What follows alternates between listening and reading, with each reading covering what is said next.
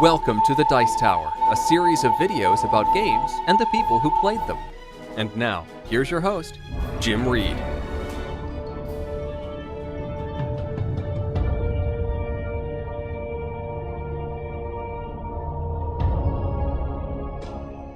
Jim Reed here. Thanks for tuning in. I decided to do my first Dice Tower video on my favorite board game of all time. Can you guess what it is? That's right. Twilight, the movie board game. Just kidding. It says pretty obvious by the stack of boxes I have here in front of me. It's Descent. Descent is a monster of a game. There's really no way that I can cram all this into a quick 10-minute video. So I'm planning on doing a 6-part video series, starting with this one, that's going to serve as pretty much an introduction to the game and all the different expansions for it. Part 2 will focus mainly on Journeys in the Dark itself, the main gameplay elements. Some of you may call it an overview. Part 3 will look at the 3 big box expansions, and also the Quest Compendium book. Part 4 will focus on my favorite expansion, the Road to Legend, which is the long campaign version of the game.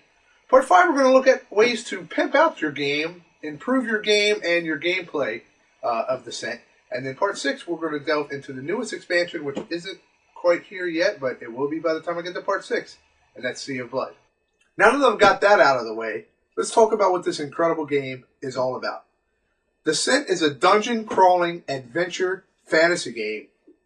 One player is the Overlord, and at least one other player controls 4 heroes. The hero's goal will be to cooperatively conquer the dungeon, seize its many treasures, and achieve other objectives as set by the scenario. If the heroes cooperate and achieve their goals, they will win. Most of the time for the heroes, this involves killing the dungeon leader. The Overlord's objective is simply to use all the means at his or her disposal, from deadly traps to ferocious monsters, to kill the heroes.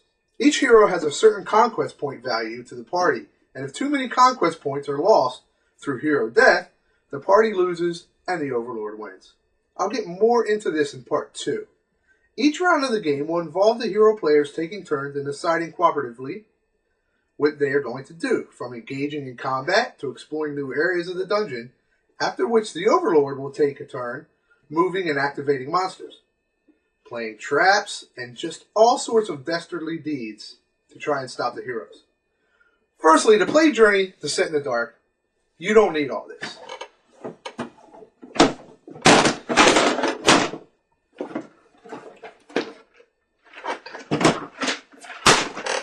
All you need is this. This heavy baby's going to run you about 80 or 90 bucks. But come on, video games are $60 a pop these days. And you're lucky if you can squeeze 10 hours of gameplay out of them. With this here, this game can give you over 100 hours of play. The game can be played with 2 to 5 players, so if you're going to go in with, say, 4 friends, it's only about 20 bucks a piece. That's about what you'd pay for a movie and a popcorn these days. Not too bad. The game is published by Fantasy Flight Games and is designed by Kevin Wilson. Manufacturer suggested age is 12 plus. The game says it takes 4 hours, but like all games, this can vary on the skill of the players. I would expect to spend about 6 to 7 hours playing this game, especially if it's your first time through. Scroll down a little here. As I said, it plays with 2 to 5 players. The game definitely plays best with a full complement of 5 players.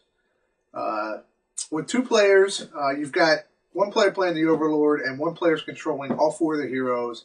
And this can be a bit hectic trying to remember which heroes are doing what and, who's got what weapon and what dice are you rolling.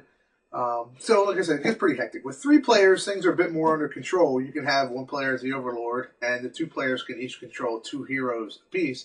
That's not too bad. It's probably the second best way to go. Okay, so you're still wondering about the bang for your buck. Well, let's take a look at what this game comes with, what makes it awesome. Okay, these are the map tiles that you're going to be building your dungeons with. The game comes with 9 preset dungeon maps, but there's nothing that says eventually you can't make your own. The tiles are puzzle-like, so they connect easily together. It's one of the great ways making some really nice-looking dungeons And they're also, as you can tell, very well illustrated. These guys are the Overlord's playthings, and you get plenty of them. You actually get 60 of these guys with the base set. Some of these you might see in the expansions. But in the base game, you get really cool figures like the dragon, and let's see, we got wizard, spiders, some really cool ones in the base game by itself. Most games you're only going to use 6 or 7 different monsters, but the Overlord will have cards that will allow him to spawn different monsters during the course of the game. So let's talk a second about the Overlord. I love being the Overlord. For one, all these vile creatures are yours to control.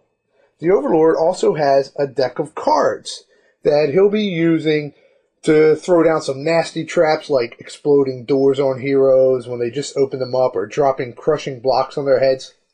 One of them in particular that I love doing to my heroes in my party is called Dance of the Monkey God, in which case the heroes open up a chest and then they're transformed into a monkey. The heroes hate that. And like I mentioned earlier, the Overlord can also use his deck of cards to spawn more monsters, and he has some really cool power cards also in this deck. So what about them heroes? Well, the game comes with plenty of them too. The base set actually comes with 40 to be exact. It's a little dwarf guy.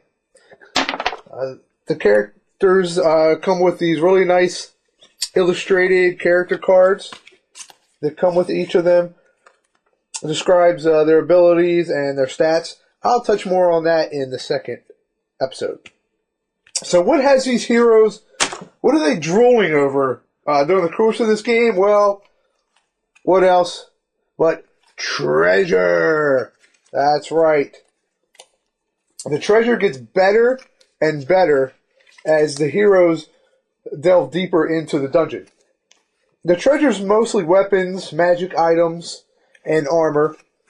And this is really how the heroes are going to get stronger and more powerful as they go through the course of the game. And of course, yes, there are dice. Dice and dice. The dice give a very unique mechanic to the battle in this game, as a single roll of the dice will determine, well, if you miss, that's not a very good thing. They determine how much damage is done on a roll, how much range could have been accomplished on that roll, and the surges give special abilities based on your weapons and armor and things like that, and I'll touch more on that on the next issue. Like it's a book. Also, there are chips. Yes, there are chits. There are chits, lots of them. You've got the doors, and you've got the threat tokens. These are what the Overlord uses, and of course there's the hearts for the characters, and money. Look, a little money. There's also a lot of tiles that just go on the board to represent things like boulders and pits.